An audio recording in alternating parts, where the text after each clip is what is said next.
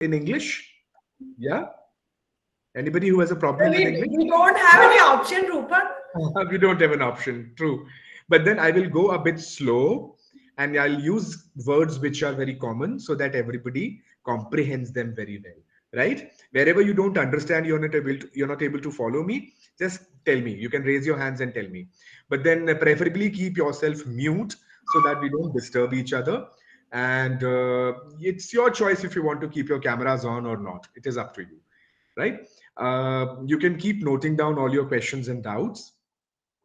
If there is something very important then and there you want to know, you can always raise your hand and ask. So, yes, I have been in the field of communication for quite a long time now, almost 15 years. And I don't know, do I look that old? No? Oh, you can respond. Come on. Okay. So, immediately after completing my studies, I got into this field of journalism and communications and became a radio jockey here. So it's been 15 years now. So that's how communications. Good afternoon, Vasant. Uh, so it's such a pleasure. I love this field of communication. Let us begin. I will share my screen now so that you get to see a presentation.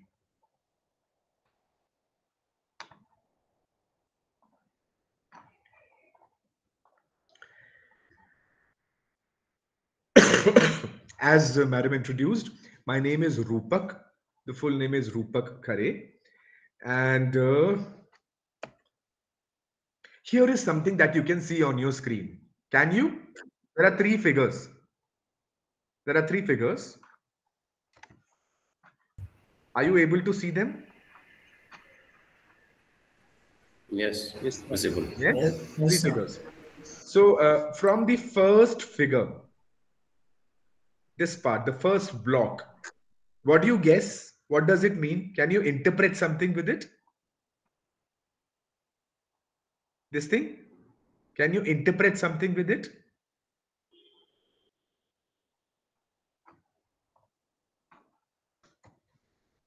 Yeah. No? Anybody?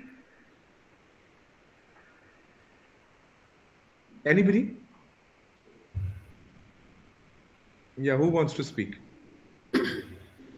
No? So there is fire and there is a potato. What does that mean? There's an idiom in English. No? Fire represents hot and potatoes. Potatoes. Hot potatoes? Vasant has raised hand. Vasant, do the next Hot one. potato. Do the second one, please. Try the second one. First, I've already shared. What about the second one?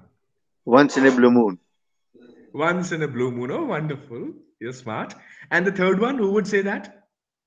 Who would tell me the third one? Who would tell me the third one?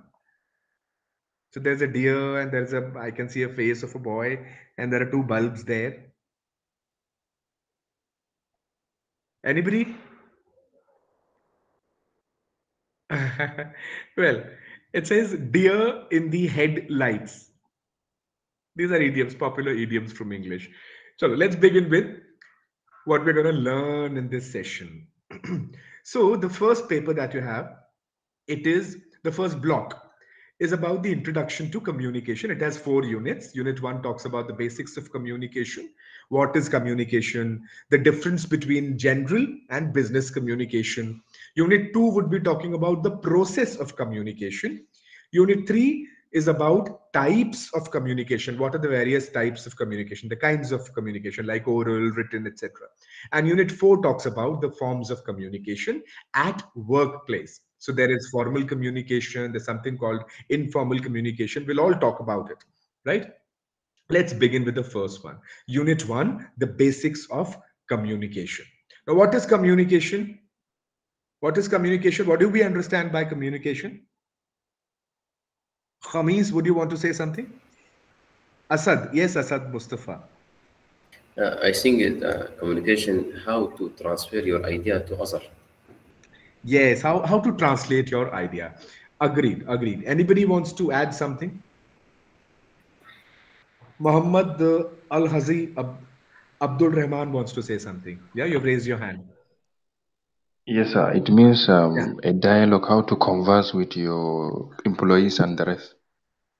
To converse with the employees in rest. All right. All right. Okay.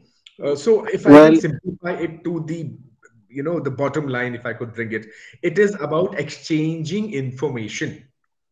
Any kind of information being exchanged is communication.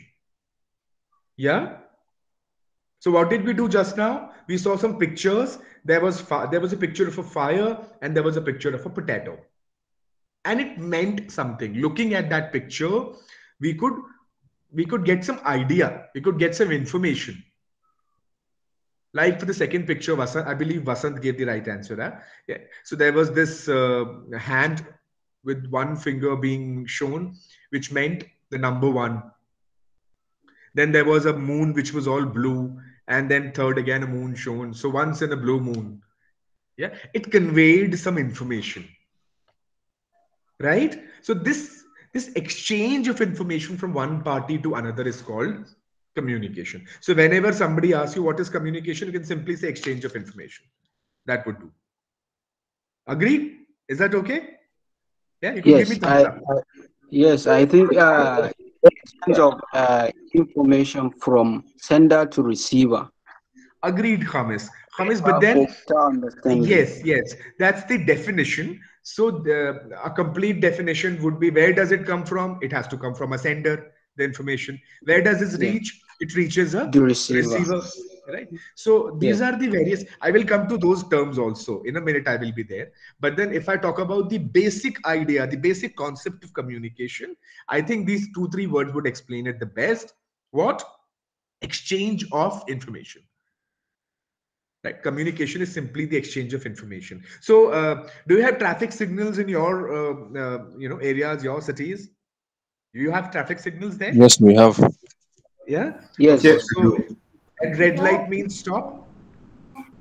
Yes, Yeah. it does. Red light means stop. Yes. Right.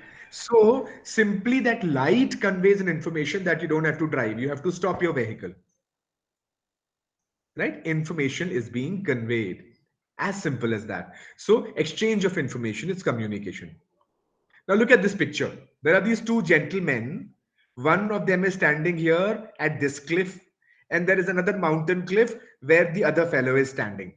The first one is showing a placard to the other one, which reads, "Come over here. Come here," says the first one through this signage. While the second one says, "How?" Now, beyond this, whatever is to be conveyed would be a long sentence or paragraph, which may possibly be not, cannot be summed up into that small sheet of paper. But there is communication happening. There is some communication happening, right? So, what are the elements of communication? As somebody mentioned just now, there has got to be a source of information, a source from where the information is coming, is being generated or sent, the source of communication. So sender and the source would mean one and the same. Then there has got to be a message. So what is that? What does that information convey? What is it that this person wants to say or convey? Would constitute the message. Yeah. Now, how are you sending it? How do you send the message? Are you doing it through telephone or mobile? Are you sending a text message?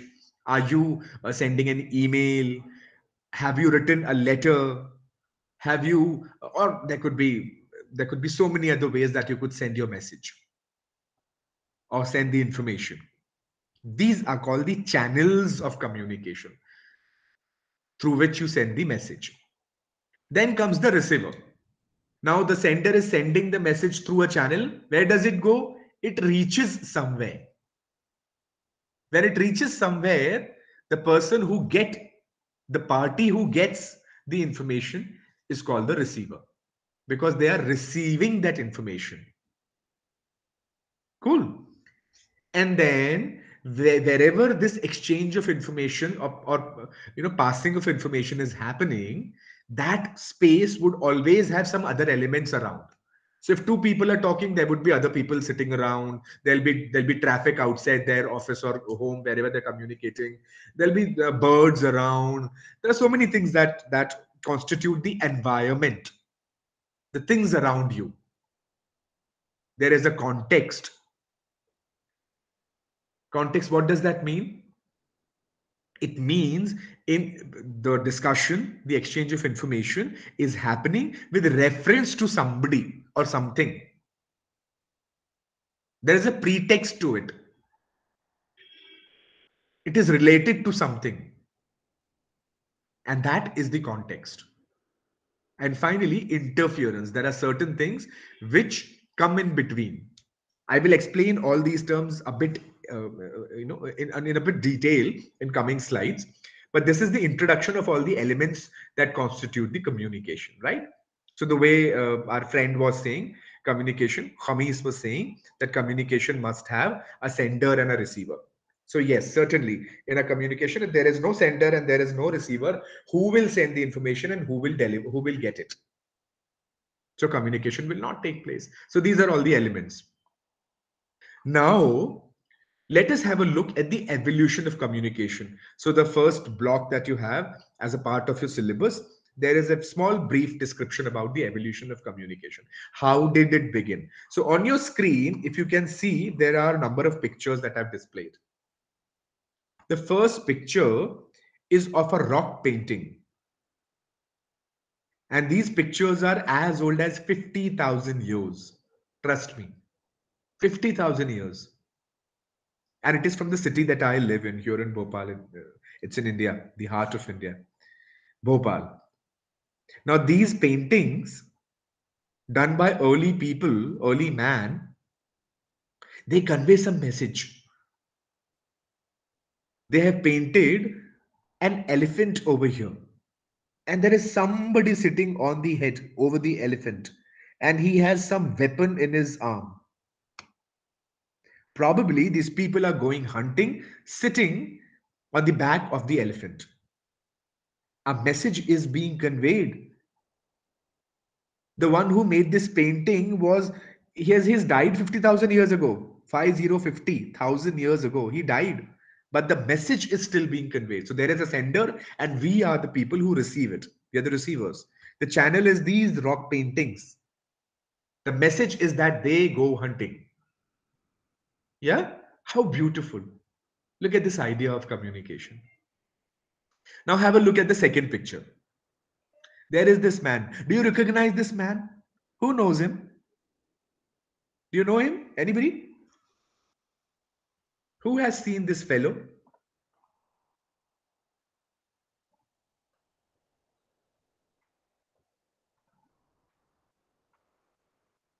Who has seen him? Nobody? Is he a journalist? No, he's not a journalist. He is a TV presenter. There is a show on Discovery Channel. I don't know. Do you get to watch Discovery there in your countries? It's like Has anybody seen Discovery? The channel Discovery? Have you? no. No?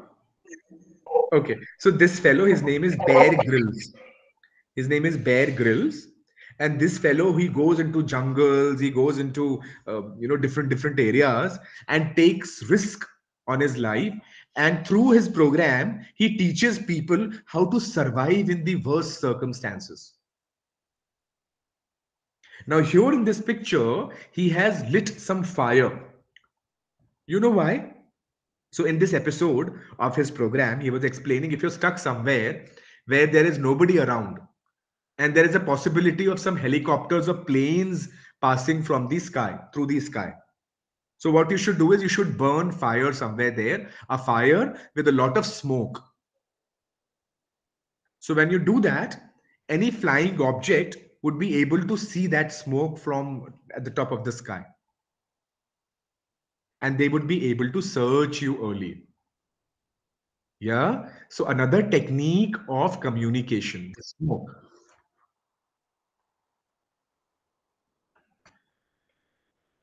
Next, look at this fellow. He is reading a letter, a handwritten letter. And this lady over here has a pigeon in her arm, and that pigeon has another letter attached to it.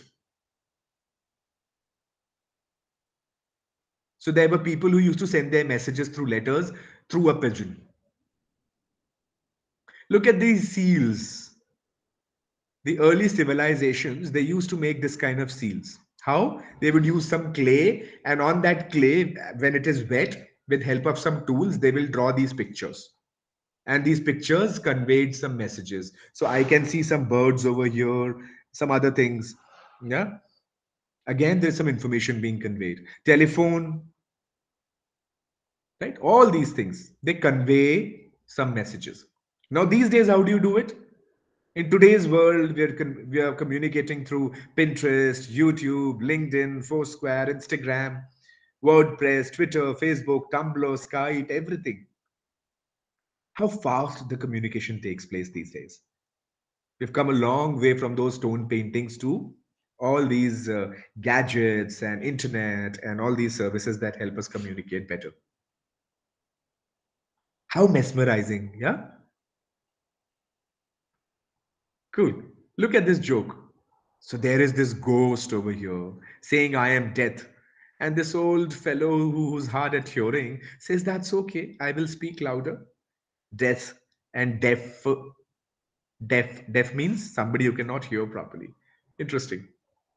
So we're talking about communication, guys. Now, communication, we said how it evolved, and we have seen the elements of communication. Let's talk about something which is related to our core studies, the business management or business administration.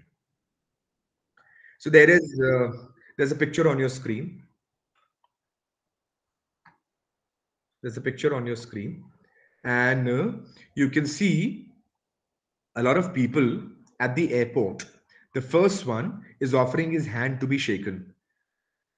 The second one is offering his iCard to that person. Now, both of them are in a dilemma what to do.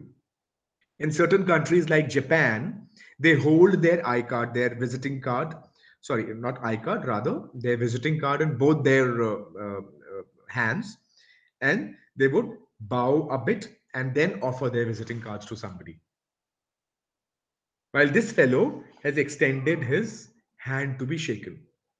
Over here is this lady, right? Now, there are some countries where they kiss each other to greet on the cheeks, sideways, yeah? So she's expecting the other gentleman to do that. But the other gentleman feels, oh, she's getting too close to me. Probably he is not acquainted to what she's doing. In his culture, this does not happen. What about the last one? There is this man, probably from India, and he has joined his hands and saying namaste.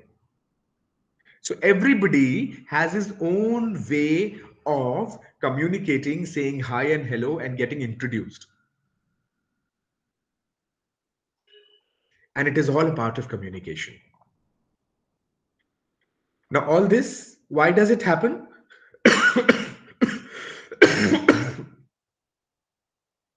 Since these days, all the businesses, excuse me, Sorry. all these businesses, you want to say something? Somebody? Cool. So all these businesses these days have become international. Obviously, there are MNCs, multinational companies working in so many different continents and countries at the same time. But then along with it, with the advent of the digital platforms, the internet-based commerce, now people sitting in any part of the world can sell their goods anywhere. So that's how international trade has become, international business has become very common now. And hence, all these things come up. So for that, we need to learn communication so that it can support our business. Yeah. So what is the difference between a regular communication and business communication? The first column over here with green base talks about business communication and its traits. And in the second part of the table, you can see light green or white background, which explains things related to general communication. Number one, business communication deals only with business related information. Anything, any kind of information which is related to business and only business will be a part of business communication. While general communication can be about anything. Point number two, business communication is going to be more formal, direct, and well organized. While general communication will be less formal, it will be informal, it will be indirect, and it won't be as organized. I will explain these things in coming slides step by step, so don't worry about if you don't get anything straight, right? It uses certain formats to convey messages. Business communication has a format. So if you're writing a letter to one of your clients or probably to one of the policy makers, there is a format that you write it with. While in general communication, there are different formats, and not necessarily you follow certain protocols and formats in it. Not necessarily. Yeah. There is no scope of using personal feelings, emotions, or opinions in business messages. While in general communication, personal feelings are very important. Emotions make sense. Opinions are being shared. All this is a part of general communication and not a business communication. In business communication, it always deals with practical information. Information which is more usable, which is more, fact related. While in general communication, it may not be very fact based information. Number six, business communication is impartial and objective. There is a target to be achieved. You want some work to be done. And for that work to be done, you have you do that communication. And it is not partial. It is not in favor of somebody. While in general communication, it could be partial and subjective. Yeah. You could be bitching about somebody. The purpose of every message in business communication is to elicit certain action. Something has to be done. Yes. While general communication may be done just to inform the parties about certain matters, just information. Tables, charts, graphs, photos, diagrams, they are frequently used in business communication. While in general communication, in day to day, when we're talking to our friends, do we show them tables or charts or graphs? No, we don't need to. If you have to say something, 8 out of 10 boys behave that way, you will simply say it to your friends. But if you're saying something of this sort in a business meeting, you will have to give some things to support it. Maybe making some graphs, some diagrams, some data tallied in an Excel sheet, maybe. Yes. So there is some difference between communication and business communication. And this is what? Informal communication. Do you ever hear the words I say? This man is saying to his wife. The wife says, yes, I do hear the words that you say. The ones that I like. Yeah. Cool. Now, what is the purpose of business communication? Now, this is something which is there in the question papers as well, and which we need to understand and address when we're talking about communication, when we're learning communication.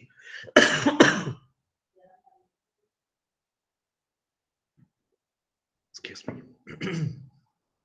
So, all business communication is manipulative. And what does that mean? There is a purpose behind it. There is a goal behind it. And we want some change to happen. We want something to happen. Yes?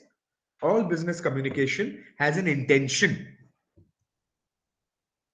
So if you and your friend are sitting together and you're just talking about a coffee, or you're talking about the weather, or you're talking about some events that are going to happen, some rock band show or something, that not necessarily has a purpose. But in a business communication, you always have to have a purpose when you're going to work on communication. The measure of communication's effectiveness depends on the extent to which the final goal is achieved. So there is always a goal or a purpose, and how much of this purpose is being achieved helps us measure how effective the communication was. Yes? Okay, now there is something very interesting. We are going to do some case studies, and I would want all of you to participate in it. Would you? Would you participate? Yes? Cool. Yes. Okay. Okay. Vasant has raised his hand. So look at this picture on your screen. Look at this picture. What would you do if you come across this somewhere? What is it? Firstly, identify what is it.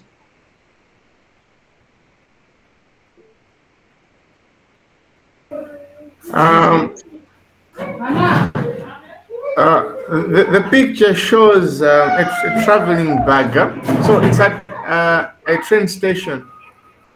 Yes, it is a railway station, and there is a bag lying there.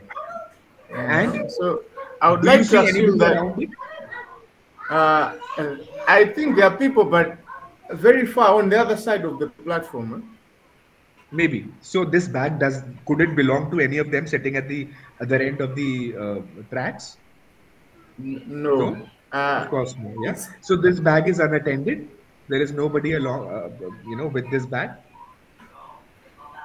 Yeah. So the assumption is that someone has either forgotten it. Yes. So if you see this bag somewhere, you would feel somebody has forgotten it. Anybody else? Anybody else? It means the owner has maybe used one of the rails to go to other location. Maybe he has deported. Okay. So that person has forgotten to take his bag in a hurry. I would probably look for the name tag on the suitcase, and then if I find a phone number, I'll definitely call the person, or personally keep it until somebody comes looking for a bag. All right. All right. All right. Anybody else? Any other opinion? I would identify the station master. There's an unattended bag in the station. Cool. Cool. Sounds good to me. Vasant. Yeah. That's it. Yeah. Yeah. So see what happens. A lot of times we come up across things which are unattended, and that could even be dangerous in certain situations. Yeah, it could be probably say some content which could contain some sort of an explosive, maybe. Is it possible? Somebody might have intentionally kept a bag with some explosive. Yes, it's possible. Yeah, some kind of a bomb. Possible. Or some kind of narcotics, maybe. So what do you do in such situations? We call either the way somebody said, we would rather speak to the station master, or maybe say the police, the railway police. Yes? Now, let us come to the point. There was similar kind, look at the picture on your screen. This kind of objects, they were left in different parts of the cities. What would you do if you find some object with this LED light lying somewhere on the road or a mall or a cinema hall? It was done. It was done. Definitely call the police. You will call the police. Of course, most of us will do this. We'll call the police. So Cartoon Network once undertook a guerrilla marketing campaign. Cartoon Network had a program and they wanted to promote that program. So they had a they had a campaign that involved placing suspicious looking LED devices around Boston. So they wanted to promote their program in Boston. In Boston, they made such things, these small things with wires and some LED lights in them, and they left them at different places in the city. So when the people in the city, they saw those objects, they thought they were bombs. They got terrified. They informed police. Police did their investigation, and it was found that these were planted intentionally by Cartoon Network people. And their boss at that time was Jim Samples. So action was taken against Cartoon Network, the channel, for terrifying people, for creating a havoc and panic. So Cartoon Network and Jim Samples had planned a communication, but they probably did not choose the right channel of communication. Yes, you want to communicate to people that there is a program that is going to be showcased on Cartoon Network and you must watch it. But to catch people's attention, you are terrifying them. There could have been people who could have, say, fainted or died of heart attack with this fear, maybe in extreme circumstances. So the right channel, the right way of communication is very, very important. Look at the other picture. This is case 2. Now, what do you think of these two gentlemen? Who will say?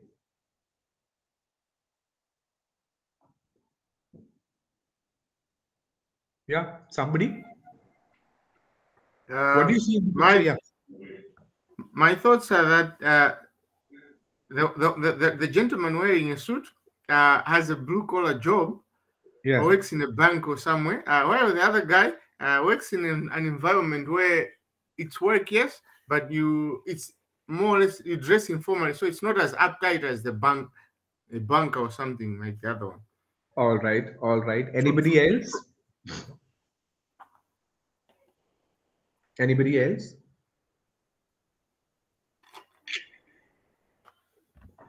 Anything that you mind in these pictures? Is there anything that you mind in these two pictures? Their sitting posture. I think they need to learn some office etiquette, table manners, office manners. Perfect, perfect, perfect. Let us get to the point now.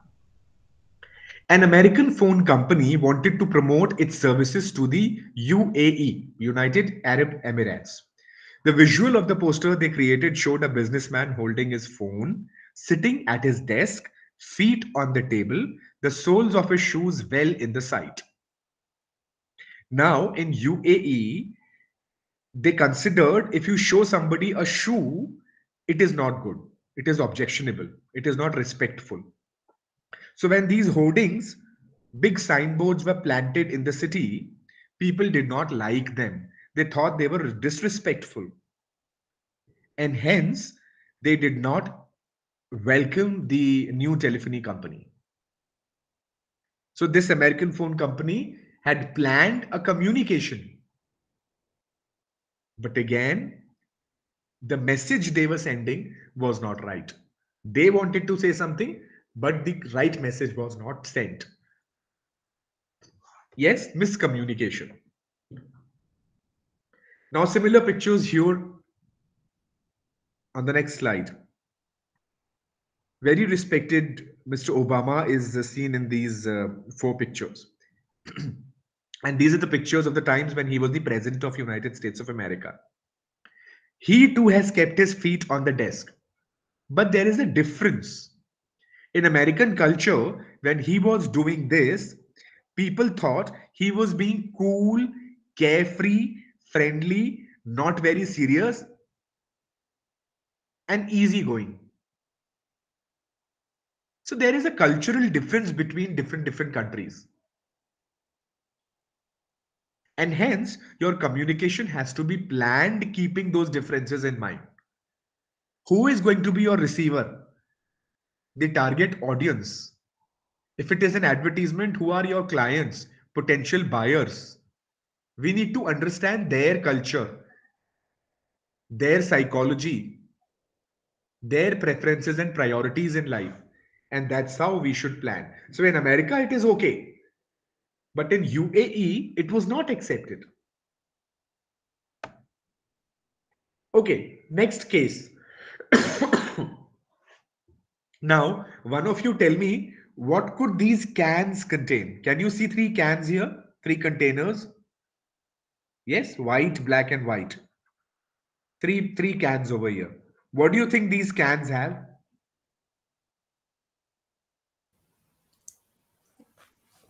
Probably sodas. It's Probably mineral. what? Sodas as fizzy drinks. Some kind of a fizzy drink. Okay. Anybody else? Some 100% fruit juice. Some 100% fruit juice. Okay, cool. Very nice. Anybody else wants to try? The third one is a biscuit. Okay, this is some sort of a biscuit. Okay, cool. And what about these? The floral bags? Some bags made for ladies, Chinese ladies from Chinese culture. Hey, what could these bags contain? This is packaging. What is there inside these bags? What do you guess? Probably some girly things. Probably some? Girly things meant for women. Okay, okay, okay. Well, actually, according to the label, Yeah. it could contain Chinese daily necessities. Some Chinese daily necessities. Okay.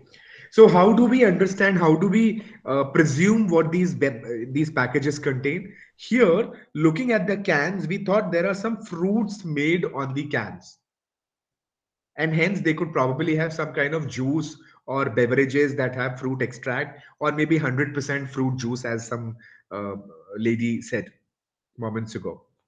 Looking at this brown box here, we can see a biscuit on it. We don't understand what is written, but there is a biscuit on top of it. So we presume it should be having, say, some sort of cookies. In these bags, it could be, since it is floral and bright colors, we think something related to women. Maybe potpourri, some kind of cosmetics could be there in these bags. Looking at the packaging, we have guessed something. Yes, agreed? Which means there is some sort of communication happening through the packaging also. Isn't it? Yes, there is some communication happening through the packaging also. Now, there was this American baby food brand called Gerber. It was launched in African market. They packaged their products as in United States. So the company was American, and their product was packaged the way it was packaged in America, with beautiful baby pictures on the boxes. So they had made some beautiful, lovely baby pictures on the boxes. What they did not understand or realize was that at that time in Africa, a label generally illustrated what it contained. The way we just saw in the previous slide, there were packages, and whatever was shown on the package, we kind of deduce from it what the packet could contain. To be explicit, to many people who could not read, guess what the consumers had the feeling to buy? Yeah, so these were the packages. Babies. People thought, could they have babies inside, or maybe something made of babies? Could that be very cruel?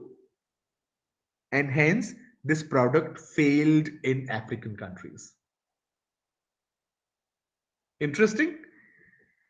So all these, they explain how communication has failed, and it is all about business communication.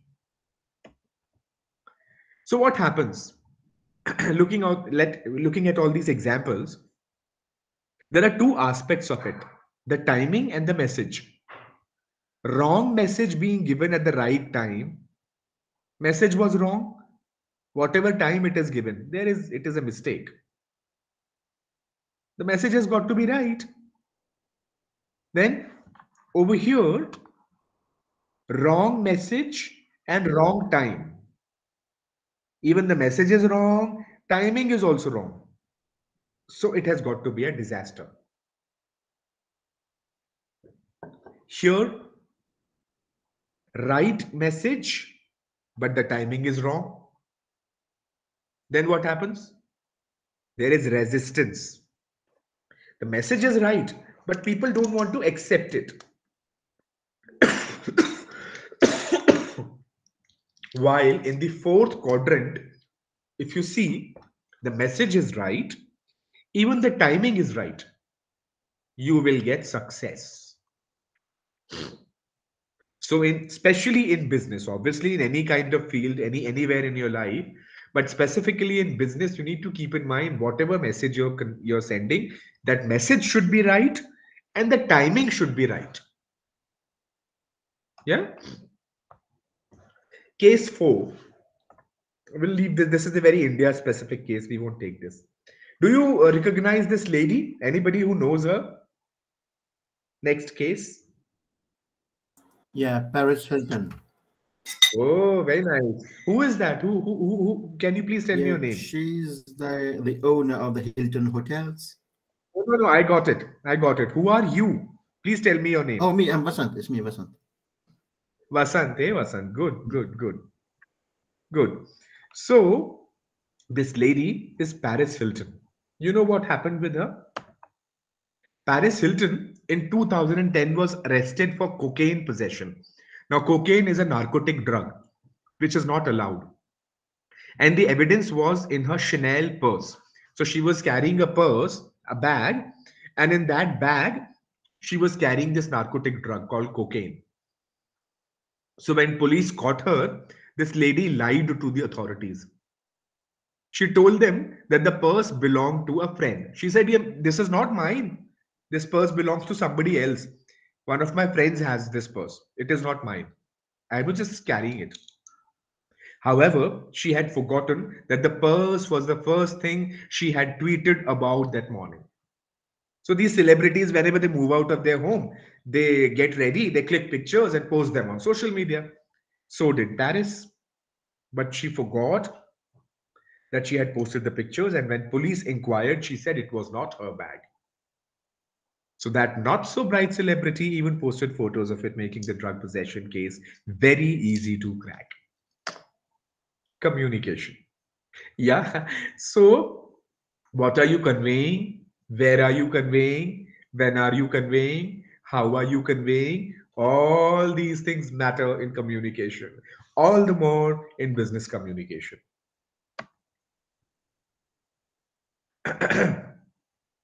There is a nice story here in India. I don't know how many of you have heard about Mahabharata. So there was a huge war that was fought here in India among the great kings. Now, in this war, there was this fellow. His name was Drona, and he had a son whose name was Ashwathama. Now, this fellow Drona was not. He was undefeatable. Nobody was able to kill him. So the opponents, they thought of an idea. They said, we'll lie to him that his son is dead. Ashwathama is dead. So once he hears this news, he will lose his control, self-control, and it will be easy to kill him. But then this fellow was intelligent. He would reconfirm. Everybody knew he would reconfirm it. So whom would he reconfirm? They presumed that he would go to Yudhishthira and reconfirm whether it was true or not. Now Yudhishthira was one fellow who would never ever lie. In any condition, he would only say truth. So Yudhishthira was told that Ashwathama has died, but not the man, but the elephant. There was an elephant. His name also was Ashwathama. So the news was spread all across that Ashwathama has died. When Drona heard about it, he felt bad. He went to Yudhishthira. He asked him, is it true? Yudhishthira said, yes, it is true. Ashwathama has died, but not the man, actually the elephant. But when he was saying so, people they made certain noises. They blew the conch. So the Dronacharya could not hear the latter part of the sentence, and he understood that his son was dead, and that's how he lost his self-control and was killed. It's a very famous story here. So again, there is a glitch in the communication and how people take benefit of this glitch. The next case. Now there was this advertisement, and it's a very old advertisement. More doctors, Camel. Camels was a brand of cigarettes than any other cigarette. Now, when you say doctors are smoking Camels, people think smoking must be healthy when doctor himself is smoking. Yeah. So this brand is fine. This sort of a communication is again miscommunication, misleading, misguiding. It is conveying wrong information to the people.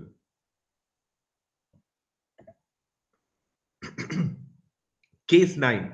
Victoria's Secrets is a brand, and they were running a campaign where beautiful models were shown who were thin and tall. But then it is so bad and insulting to the womanhood. Not everybody can look that way. But when you define beauty in a certain way, you are disrespecting everybody else.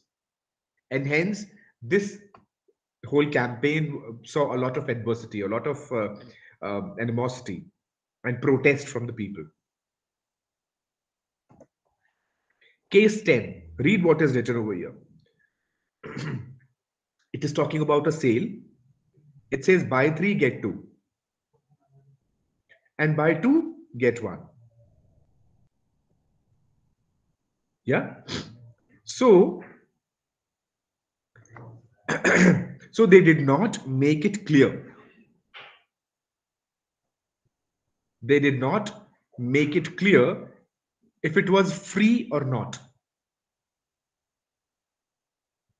In common sense, if you read this, you would say, I am paying for 3 clothes and I get only 2 of them.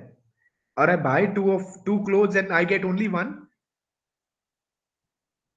This information is not complete in its sense.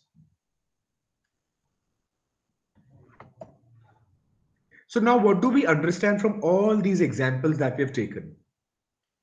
Taken a lot of examples. What do we understand? There are 7 C's of communication. 7 things that we need to keep in mind when communication is happening. And these 7 C's, if kept in mind, make the communication effective. First is clarity. 2 is correctness. 3rd is conciseness. Number 4, courtesy. Number 5, concreteness. Number 6, consideration. Number 7, completeness. Let me explain each of them in a bit detail to you. What is it? So when you're communicating, whatever you say, your message should be clear.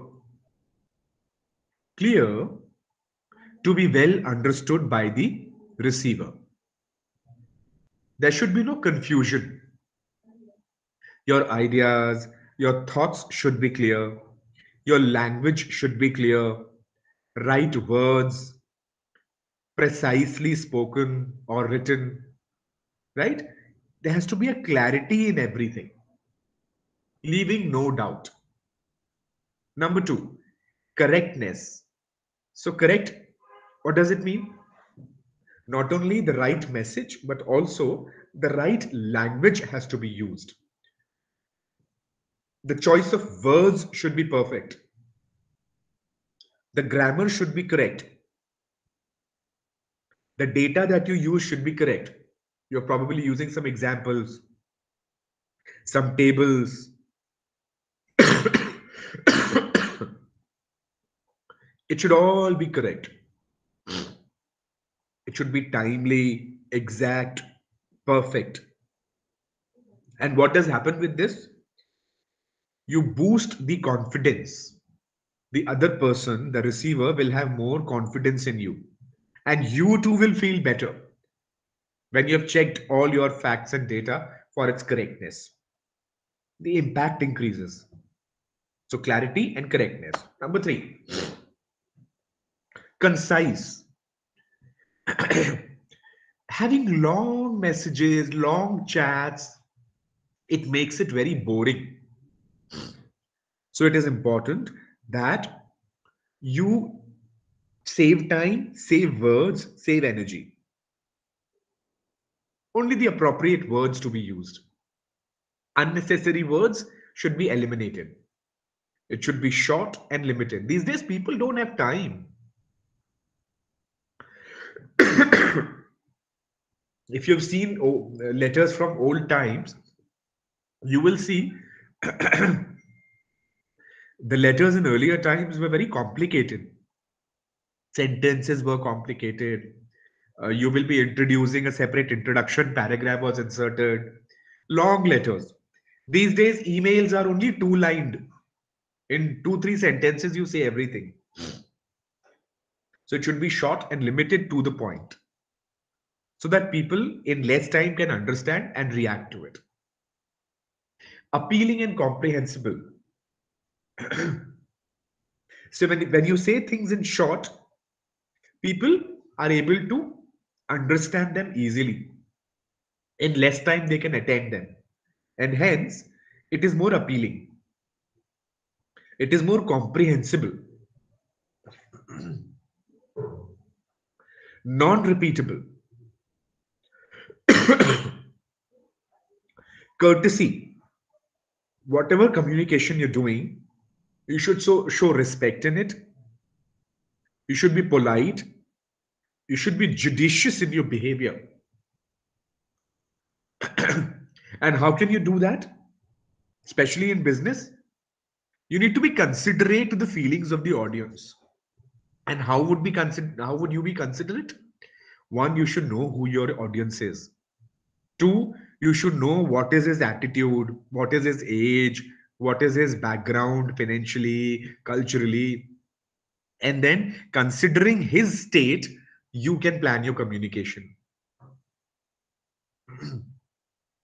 It should be positive and focused, and there should be no bias in it. Courtesy, right? So 4 points. 1, clarity. 2, correctness. 3, concise. 4th is courtesy. 5th, concreteness. People should not be able to find mistakes in what you say. Whatever you say should have some backup to it. It should be specific, meaningful. And whatever meaning it has, it should be a very direct sense. There should be facts and figures to support it. It should be very clear and to the point, so that there is no confusion in what you're saying and what people understand. No misinterpretation, right? And it should be such that people believe, okay, this person has said, so whatever he or she has said has got to be true. That's how you build up your image, especially in business sector, right? In administration.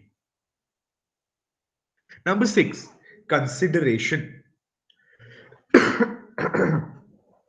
You should always have some space, some relaxation for the other person.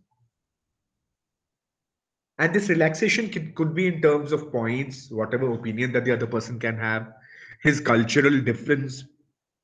Everybody does not have the same mindset. We don't look at the things the same way.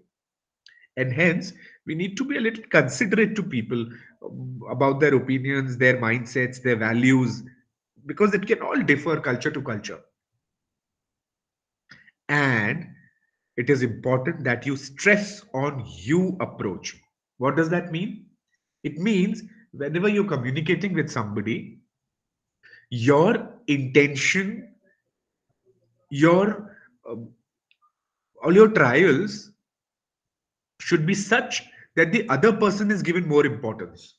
Your audience should be given more importance. The receiver should be given the main, place.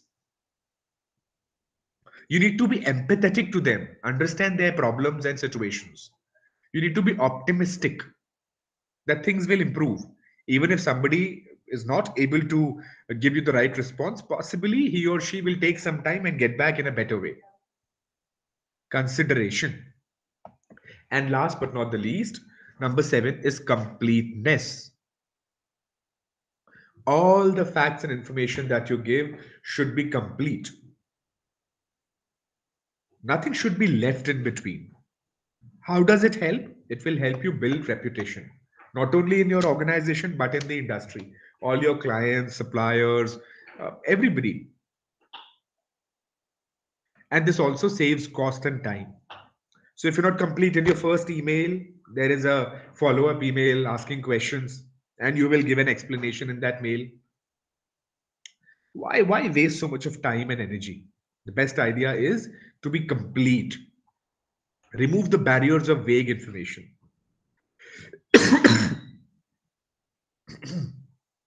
And then you are complete, excuse me. When you are complete, the other person would be in a better position to take the right decision.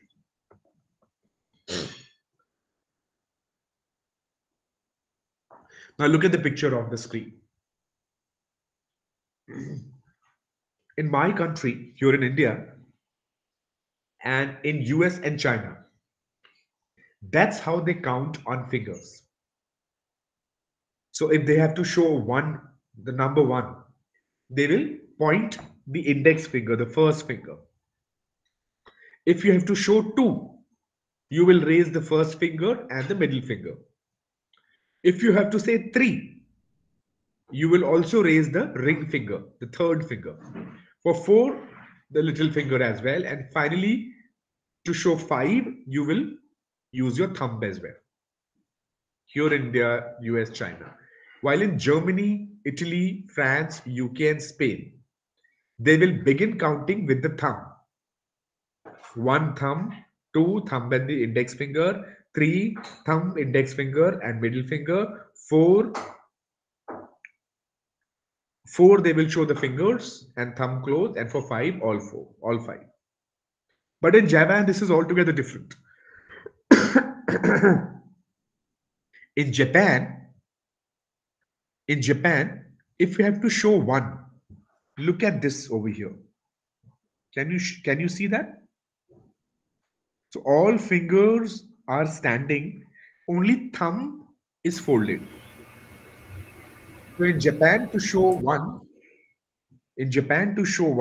you will fold your thumb and show 4 fingers. It says 1. For 2, you will fold thumb as well as the first finger.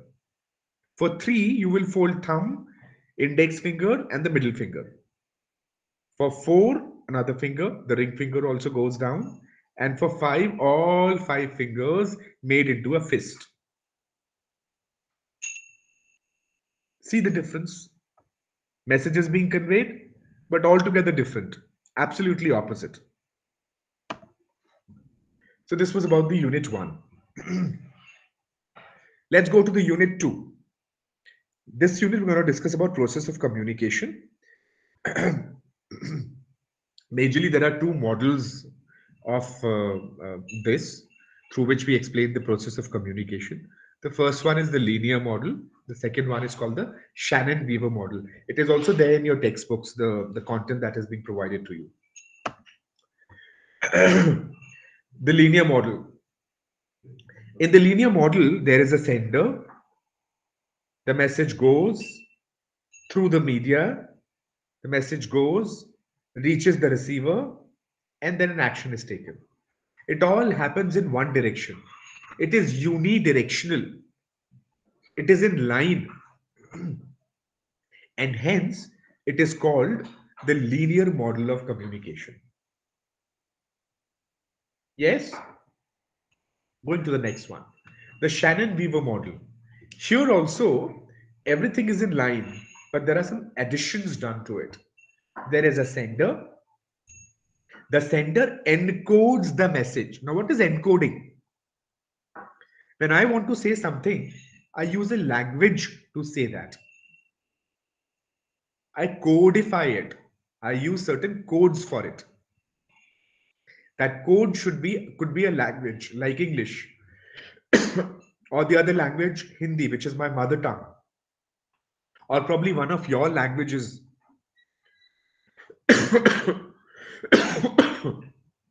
Sender, encoding. Now the message goes. How does it go? It goes through the channel.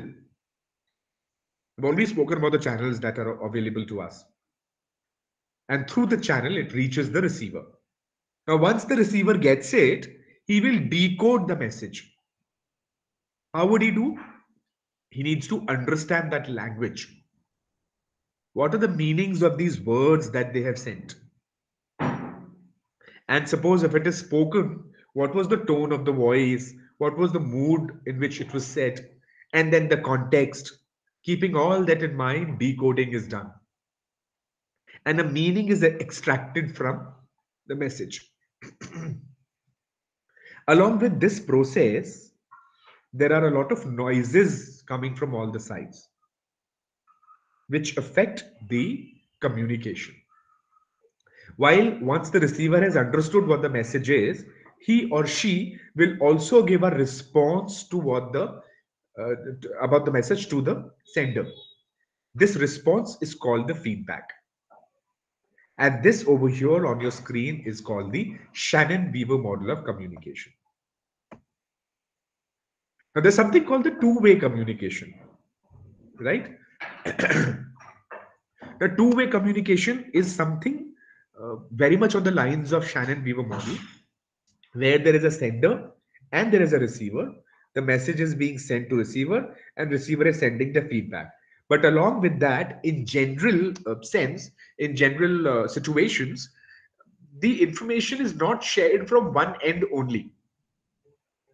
It is always, once the sender has sent the information to receiver, the receiver becomes then a sender. He sends some other piece of information in response, which is a feedback as well as some information as a sender. The earlier sender now becomes the receiver. He decodes the message and understands, and then he gives his feedback. So this is how there is a give and take, exchange of information happening from both the sides, two ways. And hence this model is called the two-way communication process model. Cool? Now look at this picture. There are two men standing over here. One says the figure on the floor is 6. The other one says the figure is 9. Are they wrong?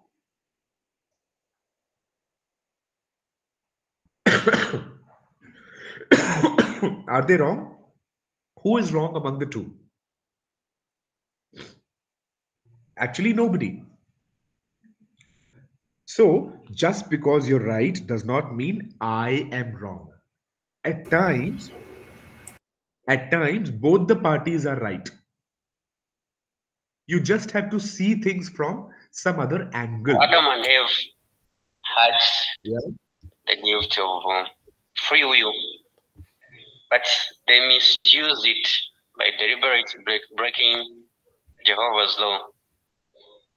So Jehovah to put them out of the Garden of Eden, and the paradise was lost. Grace, is that you? Grace, you were saying something? Apologies. Okay. That's all right.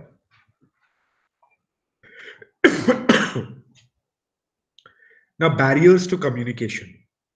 Whenever this communication is taking place, there are some things that create hindrances in the process of communication. Okay? they become problems to the process of communication. These are called barriers, right? These are called barriers. Now, what are these barriers? These barriers are of three types. The first type of barriers are intrapersonal. Person is one individual. Intrapersonal means something happening within that person, inside that person. Interpersonal. Interpersonal means something happening between two persons, two people. And organizational, something which is happening in the organization, multiple people, a lot of people, right? Let us see what these barriers are. But before that, say something about this child. Say anything about this child. You want to say something?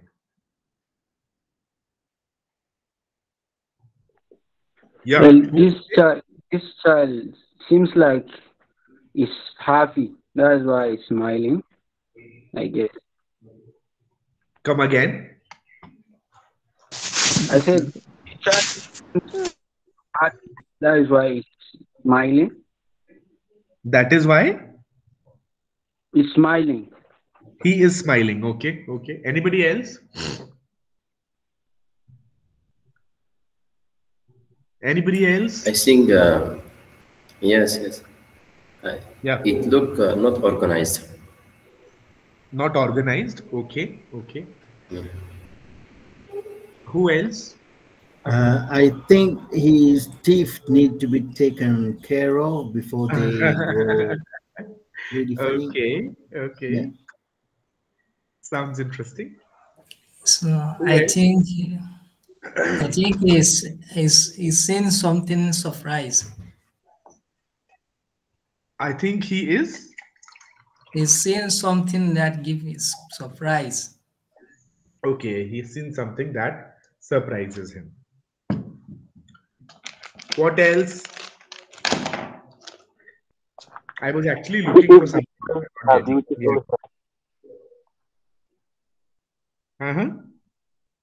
She is displaying her beautiful hair. No, I'm not getting what you're saying. Her hair. You would want to write it in the messages? Write it in the chat. Write it in the chat. What do you want to say? Right here in the chats. Okay.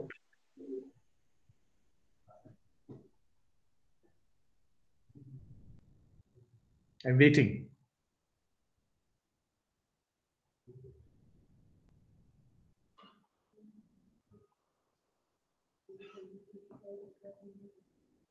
No?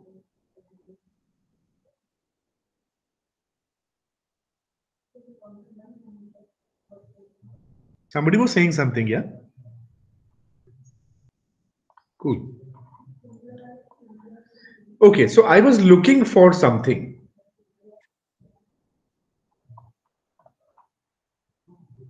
She is displaying her nice hair. Cool, Suleiman, got your message. She is displaying her nice hair. Yes. So what happens? Usually, when we see somebody with long hair, usually, commonly, I'm repeating, commonly, usually, generally, when we see somebody with long hair, we presume it has got to be a girl. But this child is actually a boy. His name is Farooq James. He is a 7-year-old boy from London who has become an Instagram sensation. The boy is a model and he's famous because of his very long hair. Yes. The boy has long hair. Now this is a kind of a limitation that we have in our minds.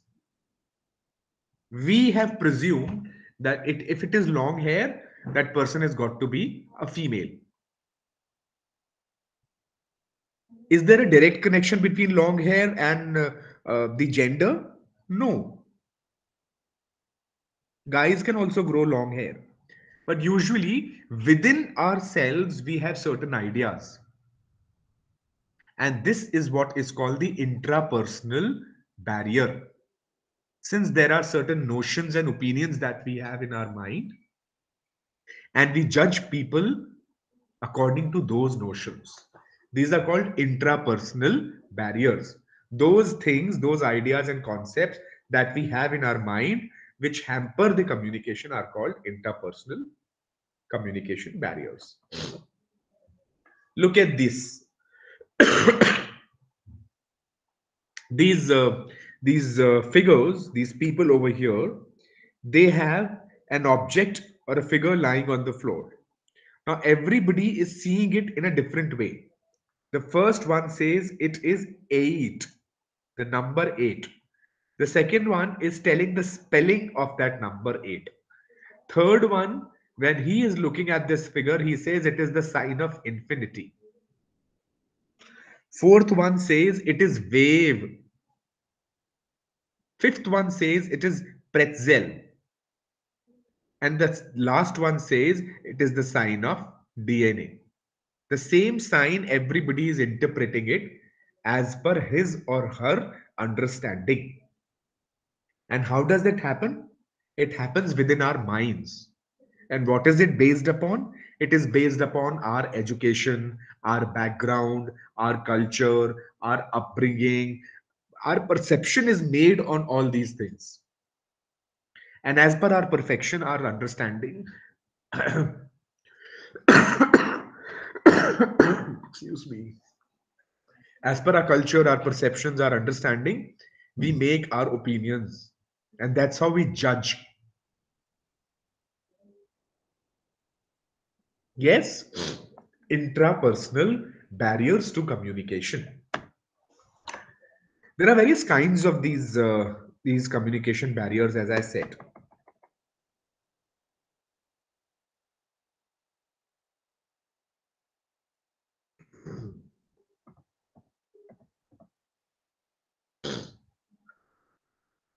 Physical environment barriers. What do you mean by physical barriers? You are at a distance. You are sitting in one corner, somebody sitting, say, 500 meters away. So he's not able to hear you or see what you're showing. Place. Yeah. Space. Place. You are in one area, somebody else is in some other area. Time. So in my country, it is 3 hours and 17 p.m. In your country, it could be some other time. There could be some place where the sun is still rising. And in some other part of the world, at this moment, people are asleep. So time, physical environmental barriers. Climate. If it is raining very heavily, it will hamper the internet network. Or even when two people are talking, sitting side by side. If it is raining, probably they may not be able to hear each other properly. Or maybe that might break their concentration. Noise, the choice of medium, these are all physical barriers. Barriers caused by wrong choice of medium. If you don't choose the right medium. Yeah. So at times when there are some emotional things to be said, you write a message to your friend or your family member or your relative. What goes wrong? Since you've written that message, the emotion behind those words is not conveyed. And so the other person might misunderstand or may not understand you completely. So you got to choose the right medium. If you really want to express your emotions for somebody, I think it is a better idea if you call them and say so. Yeah. Semantic barriers. So words have different spellings. At times, same word has multiple meanings. At other instances, different words have same meanings, right? Their context differ. The same word is different, used in different contexts would have different senses. All these are called semantic barriers. So using language properly. Cultural barriers. There are differences in, excuse me again. There are differences in cultures, different countries, different languages. People address each other differently. They salute each other differently. Uh, so many differences. Psychological attitudinal barriers, right? There could be somebody who's in a bad mood. He does not have the right attitude. The relationships are not fine between two people. This kind of barriers. And then barriers caused by perception of reality, how you perceive things, different opinions, the way we understand things. It differs. So hence there are differences in the way they perceive things. And this all works as a barrier in the communication.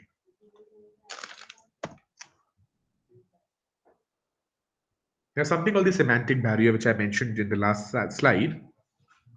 Here you have examples of semantic barriers. There are words with different meanings. Translation is not right. There are things that we assume and we don't ask or reconfirm them. Denotations and connotations. There are some words which have certain meanings, but when they are used elsewhere, the meaning changes. Technical jargons, every field, every organization has certain terms which they use there, which people outside will not understand. Those are called jargons.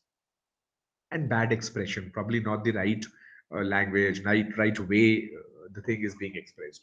So these are all called semantic barriers. Like for example, mouse. So when this fellow is saying mouse, he is referring to the device, mouse. While this fellow, the second one, yellow-headed, what he understands through mouse is the animal, the rodent, mouse. Okay, now comes the organizational barrier. The barriers which are there due to organizational structure. So in offices, a lot of times there are certain files or certain messages which keep transferring from one person to another. So there is a person working as a clerk, there's somebody working as a senior clerk, there's somebody working as the manager, then another person working as the senior manager, right? So everybody is going through the same file or same project. They have their own opinions. They add their opinions to it or their takes to it, and the file keeps moving. It consumes a lot of time. It distorts the original message, and probably the purpose of the communication is lost. Fear of superiors. A lot of times in organizations, people are afraid of their bosses, their the one who is heading them, their team leader maybe. And because of this fear, because of this hitch, they are not able to express themselves well. They don't say the truth. Yeah. Negative tendencies. There are people who are always negative about certain things. This will not happen. It does not work. It is not good. I don't like it. Everybody is bad here. Nobody talks to me rightly. All these negative tendencies, they also hamper communication. Because there you are preoccupied with certain thoughts. Then use of inappropriate medium. We already discussed it a number of times. And information overload. At times, a small piece of paper, you write too much on it. Or at the same time, you give so much of information that the other person gets confused. Organizational. These are just examples. There could be so many other ways that organizational barriers function. Okay, let me give you another case study. Did you know smoking is good for environment? Because it kills people. How many of us agree to it? Do we agree smoking is good because it kills people? No, I totally disagree. You agree, Khamis? No, I totally You totally disagree. disagree. Okay, you disagree. Who else? Suleiman, you agree? Suleiman, Rufai, No, sir. Disagree? Disagree. Is there anybody who agrees to it? Well, actually, sir, I think nobody can agree to this. Nobody can Actually, agree to it, but there was somebody who actually agreed. Look at the next slide. Now I'll show you the next. I will show you the next slide. So there was this person called Phillips Morris. No, there was this company called Philip Morris. It was a multinational tobacco company, and their products were sold in 180 countries. So Philip Morris says smoking deaths are good. In 1999, Philip Morris commissioned a study on the economic effect of smoking in Czech Republic and came up with a surprising conclusion. The company argued that the premature deaths due to smoking were, on balance, a positive thing because the government saved money on healthcare and pension. So, because of tobacco and smoking, people were dying. And if they die, it is good. Government does not have to spend on health and pension. That is how they said it was good. Obviously, this logic is not accepted by anybody. So people all over the world, they revolted to it. They protested. And hence, this company had to suffer. Yeah?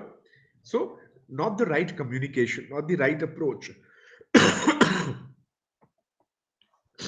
Domino's Pizza. I don't know if you've seen this video or not. On 12th of April 2009, two Domino employees in North Carolina, they made a video. So in that video, they were using cheese. Yeah, we add cheese to the pizza. So they were using cheese after inserting it in their nose and mishandling it, and they added it to the pizza. So looking at this, people had a rage. They were very angry at it. People who ate Domino's pizzas, they were offended. Complaints were filed. A lot of upheaval, a lot of panic happened. People were like very angry about it. So these two employees were thrown out of the organization, and obviously action was taken against them, and the company had to do a lot of damage control so that the things could come on track, back on track.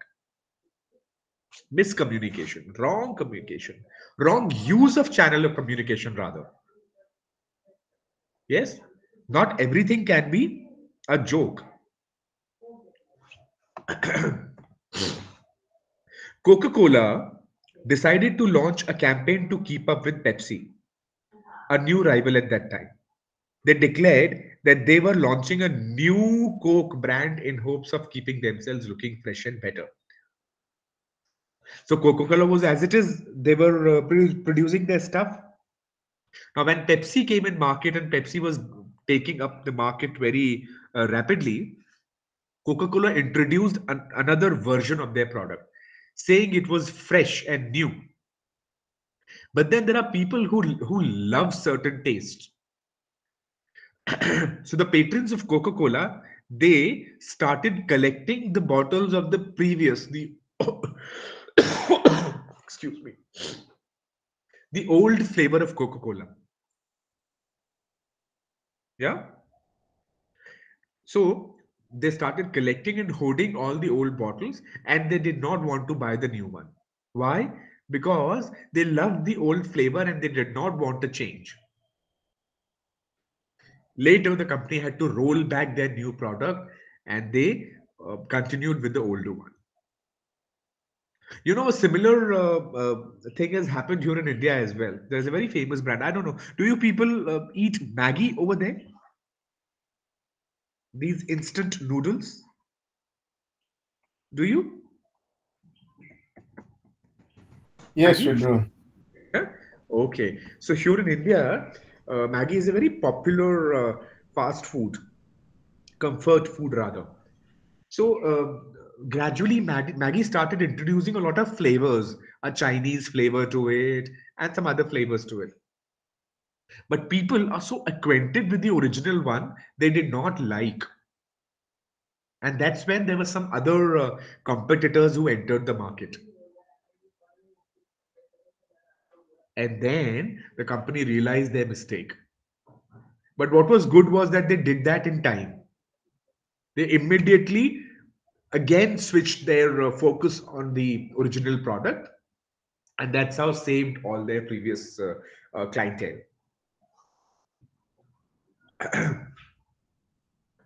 BP, the BP oil spill. I don't know. You must have heard about, since you people are students of business administration and management.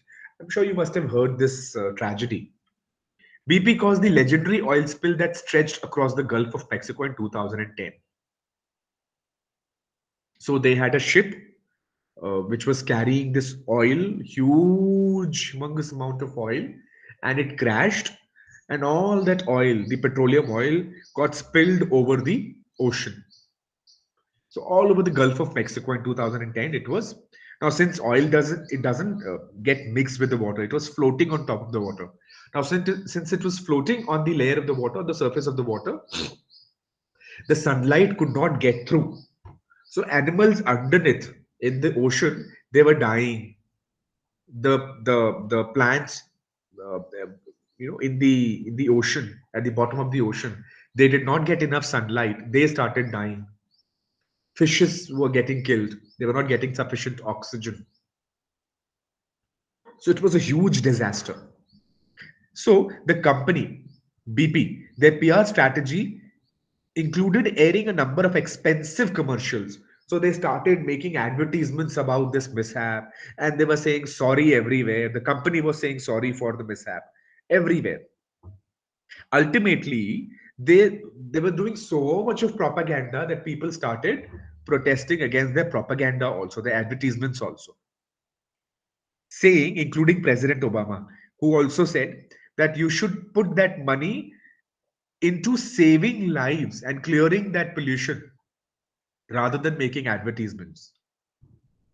Tony Hayward, the Tony Hayward of BP, he also made a fatal mistake of saying, when all this was happening, so the head of this organization, he said, I am really done with this problem. I too have a life, and I too need a life. So when you've killed so many animals, you've done so much of damage to environment, and then you say such a sentence is not taken very healthily, very easily. And hence a lot of protests, a lot of this thing happened all across the world. So this is about unit 2. Getting on to the unit 3. Do you need a break over here, or let's do it for another half an hour and then directly end the session? It's a 2-hour session, so just half an hour left. You want a break, or should we continue?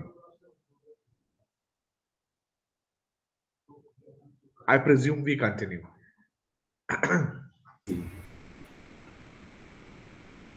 There's something called verbal and non-verbal communication. Verbal communication means anything and everything that is related to the the words or something spoken, and non-verbal is everything apart from that. Do you know how do we create a first impression? When we see someone, within 1/10 of a second, 1/10 part of a second, not 1 second, but 1/10 part of a second, we start making impression of that person so quickly, so rapidly. And within 4 seconds, we make an image of that person in our mind. Yes, we create an impression of that person. That is called the first impression. How does it happen? It happens through communication. How does that communication happen? Even before that person says something.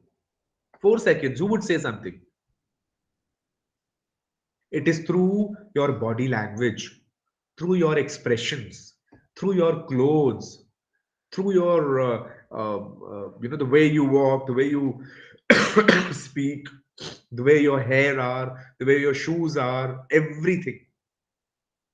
Even all that is a part of communication. So these opinions are formed based on appearance, demeanor, mannerisms, and dress up. And it is nearly impossible to reverse the process or undo that process. So it is important that we always carry ourselves well. Our postures, the way we speak, the way we dress, our mannerisms, our dress up, everything has to be good. Specifically being in the business arena. So, getting back to verbal and non-verbal communication, Rodney Overton believes that over 55% of communications message is understood non-verbally. Verbal communication is only 45%. He also writes that only 7% of the message is understood through what is said. So, whatever is being said, only 7% of it is understood. 38% of the communication depends on the way it is said. So, words are conveying only 7%. How they are delivered, body language, everything else constitutes 38% of it. Yeah.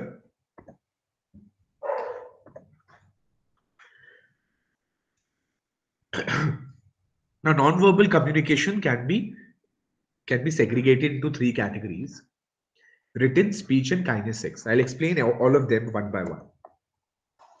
Written communication, handwriting, layout, what font are you using, what is the size of the alphabets, what is the style. So have you seen packaging of kids utilities, anything that has got to do something with kids? They will have these comic kind of smooth and rounded fonts that you use, while for men it is going to be more of Arial and Times Roman kind of sharp and strout kind of fonts.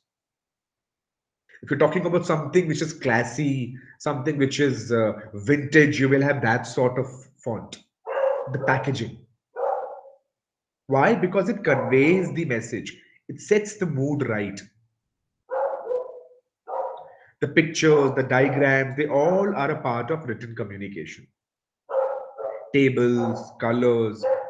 So even colors of letters. These days, very less number of letters are written. Everything is done on email.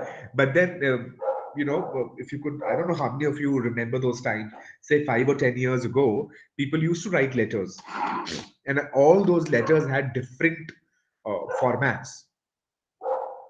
Official letters will usually be white. Romantic letters would be, say, pink. Letters of vintage mood are going to be beige colors. That's how these colors mean. And in fact, in the initial part of the session, if you remember, we also discussed the traffic signals. There also light is conveying a message. Look at these different kinds of written communications. Maps, comic books, they're all written. Now, speech, the non-verbal part of, so it is not through words, but there is something to do with speech. How? You're speaking, but along with the word, there is something that you're saying. And that is divided into two parts, paralanguage and prosthetics. Now, what is paralanguage? Paralanguage is all about the quality of the voice, the kind of pitch you use, high pitch, low pitch, rate, volume, how loudly you're speaking or how softly you're speaking.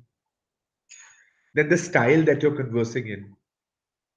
All this, apart from the words, constitutes the paralanguage, something that goes along with the language, that adds value and meaning to the language. Paralanguage. Look at this slide. Would anybody read it? Would you want to read it? You want to read it? Anybody? Chalo, I'll read it for you. I'd read it for you. So there's a picture of an old woman over here, and on top of it, it's written, "Let's eat, grandma. Let's eat, grandma." Does that mean we want to eat the grandma, the grandmother? No, I believe the intention is to invite the grandmother to have food or meals. Let's eat, grandma. You're inviting her. So the right punctuation, the right stress, the right pause, all this is a part of para language, as I said. And that adds meaning to what you say, the words that you use. Next is prosodics. What are prosodics? So, in music, there is a regular rhythm that you follow. There are punctuations that you do. There are intonations in which you say certain things. All these are called prosodics, right? What is the pace that you're speaking with? What is the gap between two words that you speak? All these things. These are called prosodics. Then there's something called kinesics. Kinesics can be understood as the study of body's physical movements for the purpose of communication. So you're using your hands, you're using your head, you nod your head, you shake your head. Everything has a different meaning. You point fingers towards somebody, it has a different meaning. You pull somebody's ear, it has a meaning. You tap somebody on the shoulder, it has a different meaning. Yeah, everything has a meaning. So the study of usage of physical body movements is called kinesics. Cool. Then comes eye contact, which is definitely a part of kinesics. So a lot of messages. So if you actually comprehend through the day, if you communicate only 10 to 11 minutes you're actually speaking. But factually, you are communicating throughout the day. And there are more than 250,000 facial expressions that constitute this body language.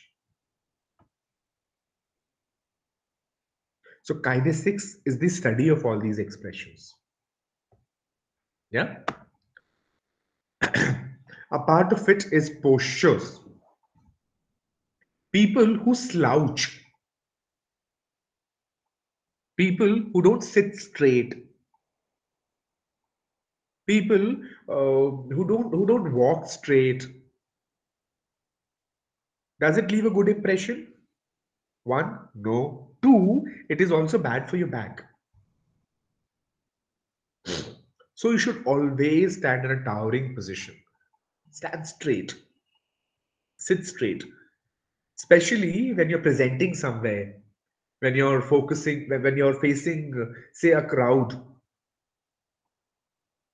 and people are looking up to you, looking at you. So you should, the way you stand is keep your legs a bit apart and share your load, the weight of your body on both the legs, excuse me, on both the legs equally. Your jaw should be parallel to the ground. Shoulders should be straight. Arms,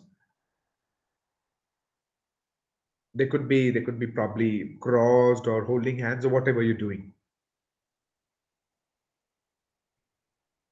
So postures play a very important role. What is the right posture? Looking at this picture, you understand it better. In the first posture, this man is slouching.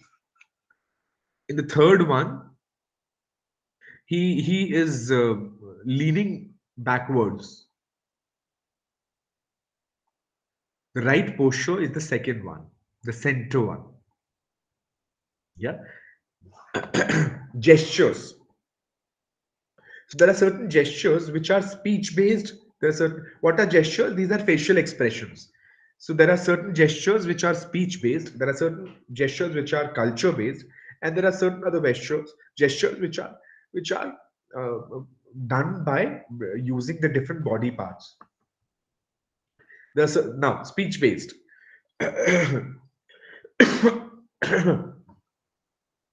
So look at the picture in this slide. This man is saying something to the woman in this picture.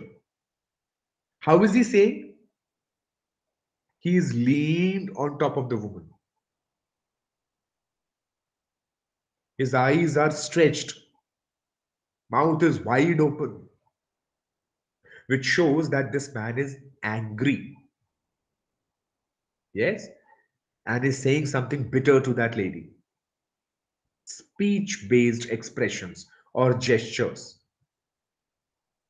And there are certain which are speech independent.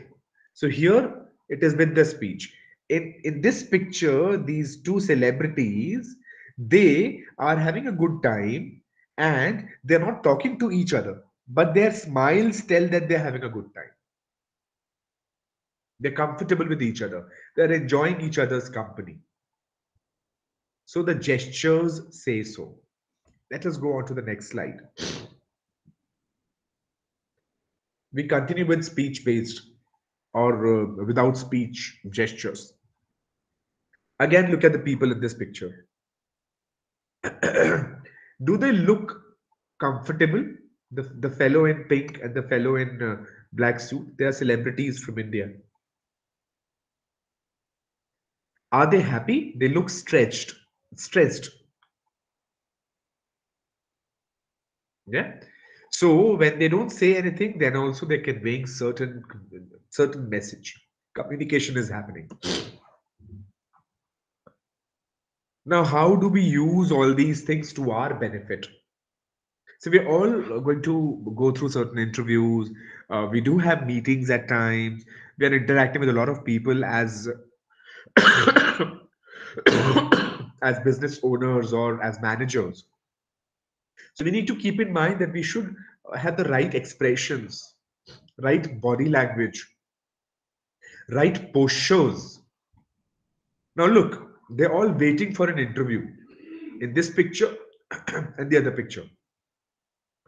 Look at this lady. She's slouched and her feet are crooked.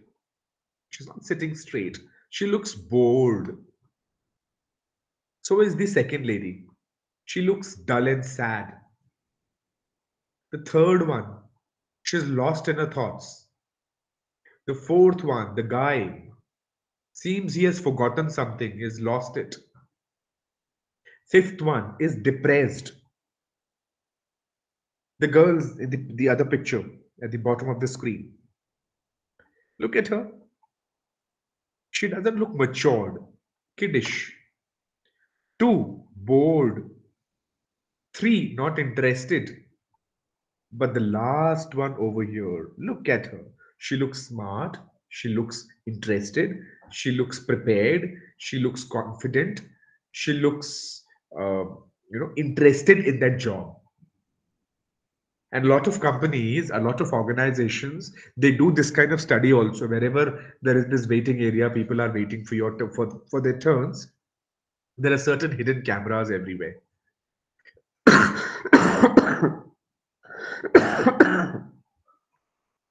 Excuse me. And there are people who are judging you through those cameras. They're looking at you through those cameras and they're judging you.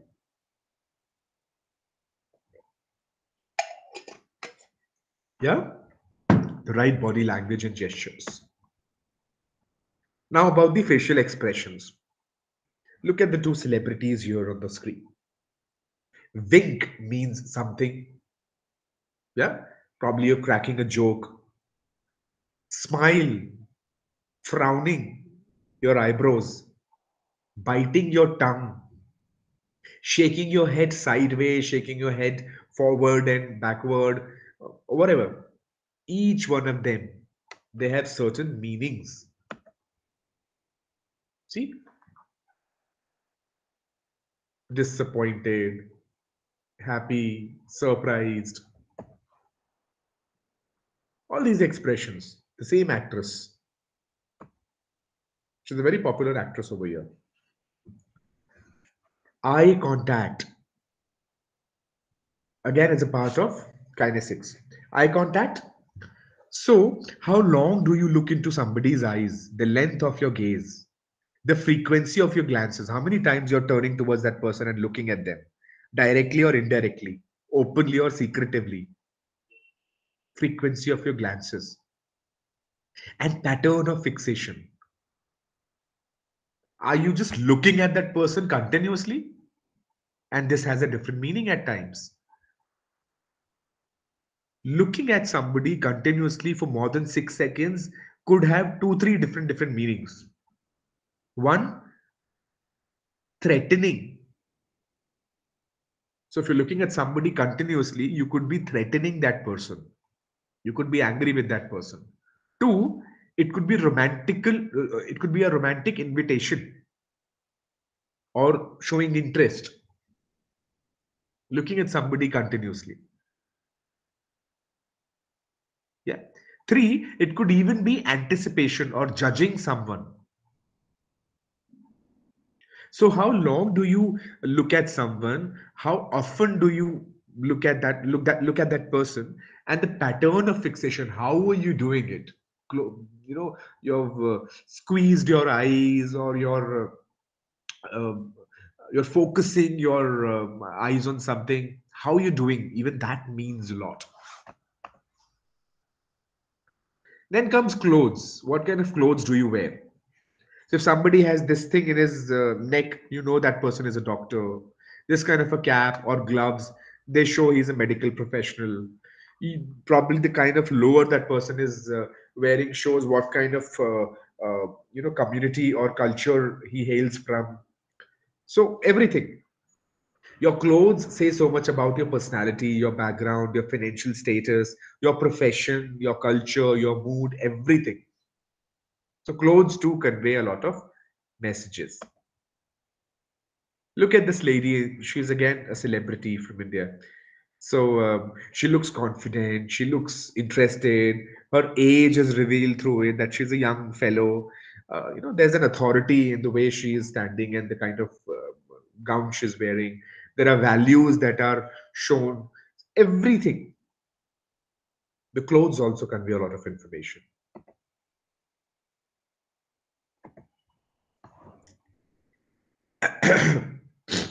There's something called distance.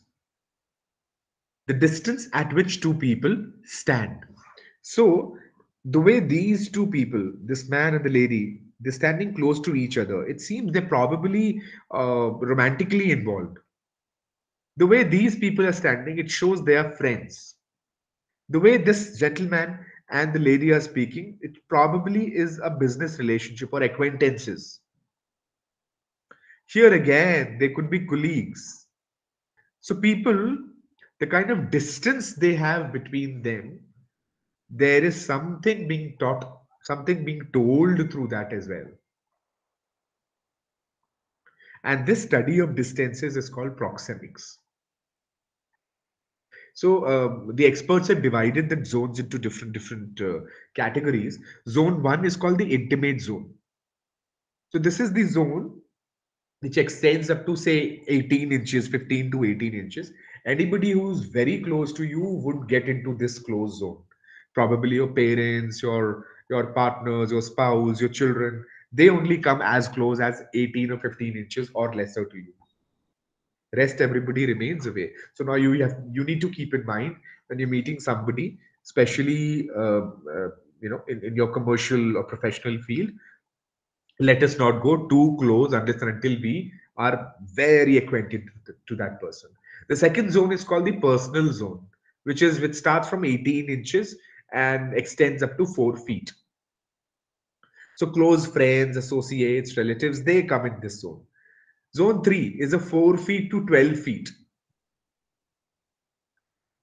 So your co-workers or social gathering people, work situations, 4 feet to 12 feet.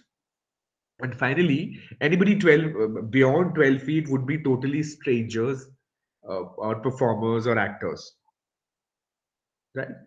So you remain 12 feet or more away to people who are not known to you. And all this study is called proxemics, space and distance. Look at the picture. This explains it very well. Yeah. Cool. So it is already 6 minutes to 4. I think we'll stop here. Tomorrow I'll pick up from here as well, here itself, and we'll continue. And I hope I'd be in a better condition because my throat has been giving a lot of trouble today. So sure, any questions that you want to ask up till here, whatever we have done today? Want to ask questions, you could probably raise your hand or ask the chats also. Bye, Vasant. Bye, bye. Yeah, Masambu, you want to say something? Masumba, sorry. Yeah. No, not at the moment. I think everything was clear. Looking forward to the next sessions. Oh, so sweet of you. Thank you so much. Thank you so much. Anybody else? Bye, Bora. Bye. Bye. No? Cool. Well, actually, sir, I think there are no questions for now. Maybe in the subsequent session to carry on. And All I right. wish you. All right. That is fair, Suleiman. That is fair. So take your time, go through whatever I've taught you today. Look for doubts. If there's anything that you want to. Bye, Shamshuddin. So look for doubts. If there's anything you want to know tomorrow when we begin the session, you can ask me those questions. Thank you so much for being with us. And it was wonderful interacting with people from different backgrounds and countries. Lovely, lovely. Bye, Usman. Bye, Thank you. Rafai. Thank you so much, Abdul Qadir. Farida, bye-bye. Thank you, thank you. Thank you so much. Good day. Take care.